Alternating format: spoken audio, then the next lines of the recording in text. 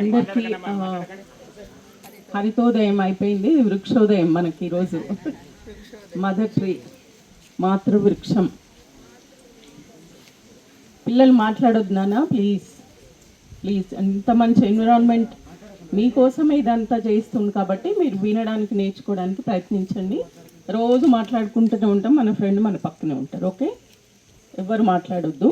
ఎక్కువసేపు ఒక 2-3 మాటలు చెప్పేసి ముగిస్తానంటే ఈ చెట్టు గురించి, దాని ఇంపార్టెన్స్ ఉమా సార్ చెప్పడం జరిగింది.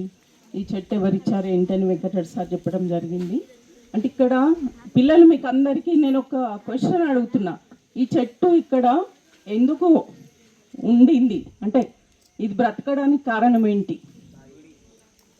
ఎవరైనా ఒక చేతి లేపి చెప్పండి. ఈ చెట్టు ఇక్కడ ఉంది కదా, బ్రతికి ఉంది ఈ చెట్టు, దానికి ఏంటి రీజన్? ఎవరన్నా ఒక్క చెప్పండి. చెప్పున్నాను అబ్బా, గట్టి క్లాప్స్ కొట్టండి, చాలా గట్టి గట్టి క్లాప్స్. ఫస్ట్ నా ఆన్సర్ వచ్చేసింది. ఈ ఊర్లో ఇదంతా ఇప్పుడు మన ఎర్త్ సెంటర్ అదంతా కూడా ఇట్లాంటి పెద్ద పెద్ద చెట్లు ఉన్నటువంటి ప్లేస్, కానీ అన్నీ కొట్టేసి అవన్నీ అమ్మేసి అన్నీ పోగా ఈ చెట్టు ఒక్కటి మిగిలింది. ఎందుకు మిగిలింది అంటే దాని కింద ఒక సెంటిమెంట్ ఉంది. గుడి అని కాదు, ఒక సెంటిమెంట్.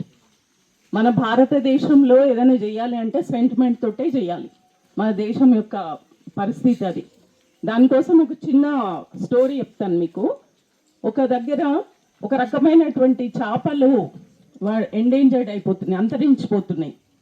అయితే ఆ చేప అది డెలివరీ టైంకి ఇక్కడికి ఒడ్డుకొచ్చి డెలివరీ అయిన తర్వాత మళ్ళీ సముద్రంలోకి నదిలోకి వెళ్ళిపోతుంది. అట్లా అది వచ్చినప్పుడు ఇక్కడ ఉండే జాలర్లు అందరూ ఆ చేపకి చాలా డిమాండ్ ఉంటుంది అనమాట. కాబట్టి వాళ్ళు ఏం చేస్తుండేది, అది డెలివరీకి రాగానే ఇక్కడ దాన్ని పట్టుకునేది, వాళ్ళు పట్టుకొని అమ్మేసేది. సో అట్లా చేపలు అన్నీ అంతరించిపోయినాయి. ప్రభుత్వాలు చాలా కఠినమైన నిబంధనలు పెట్టాయి, పోలీసు వాళ్ళని పెట్టిండ్రు, రకరకాల ఎన్నో చేసిండ్రు, కానీ ఆ పరిస్థితి ఏం మారట్లేదు. తర్వాత ఆ గ్రామానికి ఒక స్వామీజీ వచ్చిండు. స్వామీజీ వచ్చినాక ఈ గ్రామస్తులందరూ ఆ విషయం చెప్తే సాయంకాలం అందరినీ కూర్చోబెట్టుకొని స్వామీజీ ఒక చిన్న మాట చెప్పాడు వాళ్ళకి. ఏం చెప్పాడంటే, మరి ఆ చేప ప్రసవించడానికి ఇక్కడ ఒడ్డుకు వస్తుంది, అంటే ఒక మన బిడ్డ ప్రసవించడానికి తల్లిగారింటికి వస్తుంది. మరి తల్లిగారింటికి వచ్చిన బిడ్డను మనం చంపేస్తామా, డెలివరీ మంచిగా చేసి తల్లి పిల్లని క్షేమంగా పంపిస్తామా అన్నప్పుడు ఆ గ్రామస్తులందరూ ఆలోచించారు. అప్పటి నుండి ఆ చేపను చూడంగానే వాళ్ళకి వాళ్ళ బిడ్డ డెలివరీకి వచ్చిందని ఒక భావన ఏర్పడి ఎవ్వరు కూడా చేపలను ముట్టుకోలేదు. ఇది మన భారతదేశంలో ఉన్న ఒక గొప్ప సంపద, అంటే ఒక మోటివేషన్కి ఉపయోగపడేటువంటి సెంటిమెంట్ మనం చాలా తేలికగా తీసేస్తాం, కానీ చాలా విషయాలు సెంటిమెంట్ తోటే కాపాడబడతాయి. ఇప్పుడు మీరు బాగా అబ్జర్వ్ చేయండి, ఎక్కడన్నా ఒక పెద్ద వేప చెట్టు, రావి చెట్టు, ఇంకేదైనా చెట్టు పెద్దది కనపడ్డది అంటే ఇంకా మీకు బై డిఫాల్ట్ కింద గుడి ఉంటుంది, గుడి ఉంటేనే ఆ చెట్టు ఉంటుంది కదా. అట్లా మీరు కూడా ఇప్పుడు స్కూల్లో డిక్లేర్ చేయడం చాలా ఈజీ, పొంగని నాకు తెలిసి అందరు టీచర్స్ చేపిస్తారు, మీరు కూడా చేస్తారు. కానీ గ్రామంలో చేపియడం అనేది మనం ఒక అడుగు బయటకి, అంటే మోటివేషన్ అనేది మనది అక్కడ జరుగుతుంది. కాబట్టి గ్రామంలో ఏదన్నా పెద్ద చెట్టు ఉంటే మీరు ఖచ్చితంగా విలేజర్స్ అందరినీ కూర్చోబెట్టి, ఇప్పుడు ఇందాక ఉమా సార్ చెప్పాడు కదా, చెట్టు వెనకాల ఎంత సైన్స్ ఉందనేది మనకే ఇప్పుడు తెలిసింది. మరి పాపం గ్రామస్తులకు తెలియదు కదా, వాళ్ళకి తెలిసిన యాంగిల్ ఒకటే, కొట్టేస్తే డబ్బులు వస్తాయి, కొట్టేస్తే అక్కడ ప్లేస్ వస్తుంది, పంట వేసుకోవచ్చు. సో మనం దాన్ని వాళ్ళకి ఎక్స్ప్లెయిన్ చేయడానికి ప్రయత్నం చేద్దాం. మరి ప్రతి స్కూల్లో కూడా ఈ మదర్ ట్రీని డిక్లేర్ చేయడం, మళ్ళీ మీ పొలాలలో విలేజ్లో ఎక్కడ వీలుంటే అక్కడ మీరు మదర్ ట్రీస్ని డిక్లేర్ చేయాలని కోరుకుంటూ, మరి ఈ చెట్టు అంటే ప్రతి జీవికి ఒక అంటే పర్పస్ ఉంటుంది. భూమి పైకి వచ్చినప్పుడు అది చెట్టు కావచ్చు, పుట్ట కావచ్చు, రాయి కావచ్చు. మరి ఈ చెట్టు ద్వారా కొన్ని వందలాది చెట్లు డిక్లేర్ అవుతున్నాయి. మరి ఇది ఎంత అదృష్టం చేసుకుందో చెట్టు నాకు తెలియదు, కానీ ఈ చెట్టు చూసి వెళ్ళి ఎన్నో చెట్లు డిక్లేర్ చేసి అంటే అవి కాపాడబడుతున్నాయి. సో అలాంటి ప్రయత్నం మనం అందరం చేద్దాం. నిన్న ట్రీస్ గురించి చెప్పేటప్పుడు వైష్ణవి మేడం చెప్పారు కదా, చెట్టు బొరియలలో మనకు చిన్న స్క్విరిల్స్ ఉడతలు కనిపించాయి కదా, అక్కడ ఉన్నాయి చూడండి. ఉడతలు లేవు కానీ ఆ బొరియలు అది సేమ్ అదే రౌండ్లో ఉంది కదా అక్కడ. సో అట్లా దాని లోపల ఎన్నో ఇందాక కోమ సార్ చెప్పినట్టు అన్నిటికీ ఆవాసం అది. కాబట్టి మనం పెద్ద చెట్లను నిర్దాక్షిణ్యంగా కొట్టేస్తుండ్రు, వెంచర్స్ అని, పొలంలో నీడు వస్తుందని, ఇంటికి వేర్లు దెబ్బతింటాయని. అవన్నీ కూడా మనం వాళ్ళకి చెప్పాలి, వాళ్ళకి మనం ఎడ్యుకేట్ చేయడానికి ప్రయత్నించి మరి వాటిని కాపాడే ప్రయత్నం చేద్దాం. మరి అందరం కూడా ఇక్కడ వచ్చి ఈ mother tree, mother earth blessings తీసుకున్నాం. ఇప్పటిదాకా సార్ చెప్పినప్పుడు ఇది సీజీఆర్కి ఇచ్చారు చెట్టు, సీజీఆర్ కాదండి, ఇది మదర్ ఎర్త్కి ఇచ్చాం. అంటే మేము ఈ భూమి మీదకి వచ్చి మమ్మల్ని ఇన్నేళ్ళు కాపాడినటువంటి ఈ మదర్కి ఏదో ఒక గిఫ్ట్ ఇవ్వకుండా వెళ్ళడం అనేది మన జీవితానికి సార్థకత ఉండదు. కాబట్టి మరి ఈ చెట్టు కంటే ఎక్కువ గిఫ్ట్ మన మదర్ ఎర్త్కి ఏమి ఇస్తాం. అలాంటి ఉద్దేశంతో మదర్ ఎర్త్ కోసం ఈ చెట్టుని ఇవ్వడం జరిగింది. కాబట్టి మీరందరూ కూడా దీన్ని దృష్టిలో పెట్టుకొని ఇక్కడ నుంచి ఒక మోటివేషన్తో మీరందరూ వెళ్ళాలని కోరుకుంటూ thank you very much. Dynasty చాలా రిచెస్ట్, ఎందుకంటే ఎకోసిస్టమ్ ఉన్నది.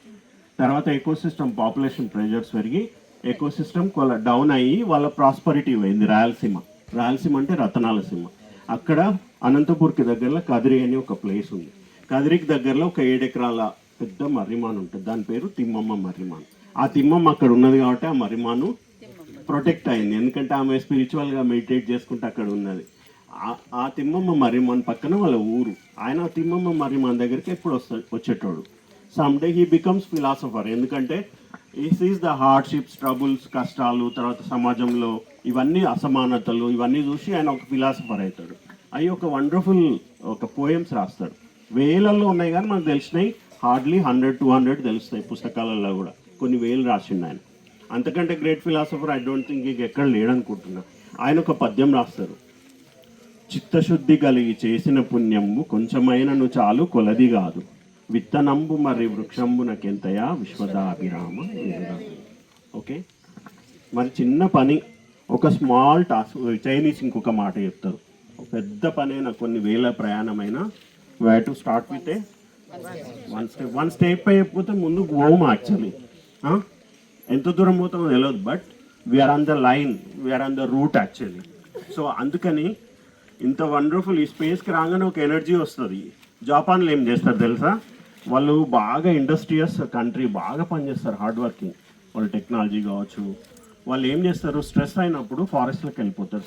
సిక్నెస్ వచ్చినప్పుడు, స్ట్రెస్ అయినప్పుడు పోయి అడవిలో మాట్లాడరు. మీరంతా మాట్లాడొద్దు, మాట్లాడకుండా నడుచుకుంటా అటు ఇటు అబ్జర్వ్ చేసుకుంటూ పోతాడు.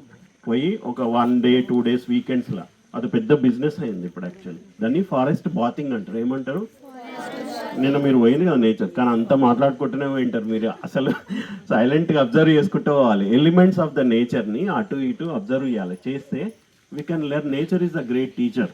ఓకే, ఎలిమెంట్స్ ఆఫ్ నేచర్ని, మనుషులనే కాదు, వాట్సాప్ సోషల్ మీడియా కాదు, we have to observe. The observation వేరు, సీయింగ్ వేరు.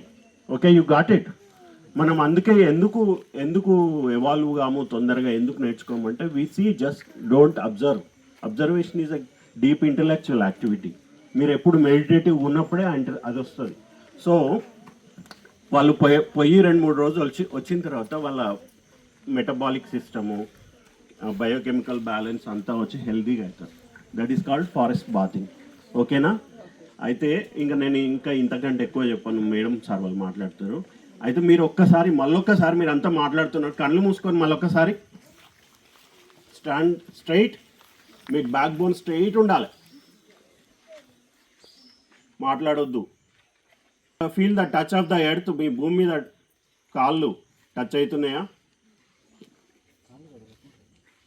కదలొద్దు. మీ వెయిట్ని, మీరు ఎంత వెయిట్ ఉన్నారో భూమి మీద అది ఫీల్ కాండి. Feel your presence.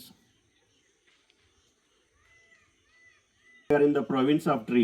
ఈ ఏరియాని ఫీల్ కాండి, ఈ సరౌండింగ్స్ని చూడండి. ఎన్ని సౌండ్స్ వస్తున్నాయి అవన్నీ వినండి. ఎన్ని రకాల బర్డ్స్ సౌండ్స్ వచ్చినాయి, ఏమేమి వచ్చినాయి తర్వాత. అందుకని మీరు కేర్ఫుల్గా ఫిల్టర్ చేసుకోండి, ఎన్లిస్ట్ చేసుకోండి ఏమేమి సౌండ్స్ ఉన్నాయి.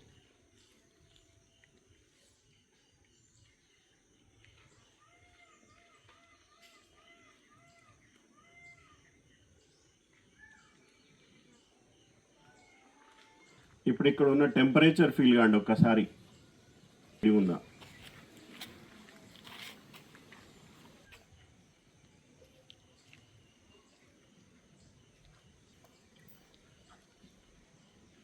మీ బ్రీత్ని ఫీల్ కాండి.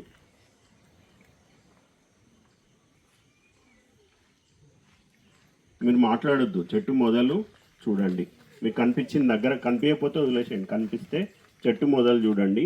మెల్లగా మీరు మదర్ని చూసినట్టు కాళ్ళ కాడి నుంచి పైకి, చెట్టు పైకి బార్క్ టు బార్క్, దాని కాండము, తర్వాత బ్రాంచెస్, లీవ్స్ అన్నీ మీరు ఇన్ ఆర్డర్, అబ్జర్వెన్స్ ఆర్డర్లా దాని టెక్స్చరు, కలరు, తర్వాత features, formations, curves, cracks, everything ఏమేమి ఉన్నాయో చూడండి.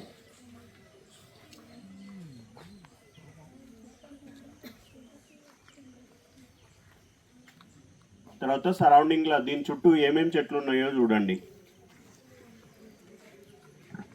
తర్వాత ఏమేమి ఎలిమెంట్స్, ఏం రకమైన రాయి ఉంది, రకమైన మట్టి ఉంది, కలర్ ఏంది అది చూడండి.